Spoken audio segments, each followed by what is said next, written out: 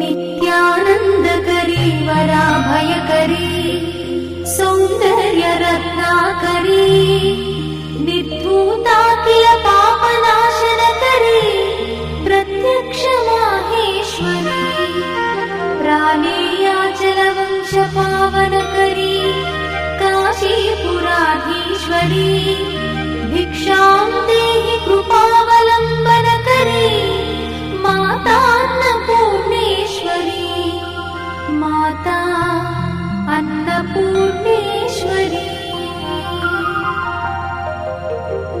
नानारत्नविचित्रभूषणकरी